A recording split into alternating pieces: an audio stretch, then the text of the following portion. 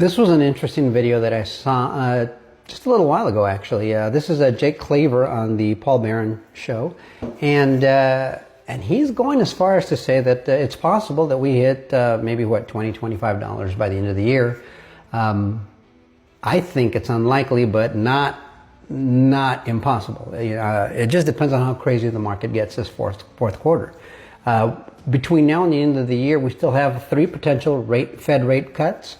November is a possibility for a 4th, but normally in November they don't make any decisions. So we got 4 more of those rate cuts, but possible. We've got about 7 or 8, between 7 or 8 or so ETF approvals potentially. We have one going live this week, and in the middle of all that, we might even have a bunch of brand new ETF applications that might also further spur the market. ISO 20022 goes mandatory in November, so there are lots of catalysts. M2 money supply is going up, so that just tends to happen. And fourth quarters are always pretty good for the markets.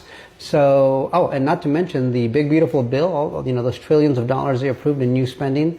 A lot of it's going to start taking place this year because the fiscal year, I think, for the government ends in October, if I'm not mistaken. So if that's the case, new spending begins November, December. That spurs markets. So there's a whole lot of things that you need to consider, but it's interesting to listen to his perspective on it. It's not irrational. I just think 12 to 18 might be the area there.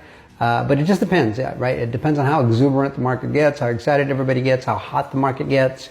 If we really hit a real banana zone here, it could potentially go pretty high. There are those that say it'll go quite a bit higher than that. But let's listen to Jake Claver himself and see what he has to say on the matter. And let me know what you think in the comments. Like, share, subscribe, and bookmark. And we'll see you guys on the next one. Till next time, adios amigos. Again, I have a full theory on all this, how it gets to extremely high prices, but it's a bunch of catalysts that all kind of culminate for the perfect storm for that to happen. If it's just the ETFs, I think...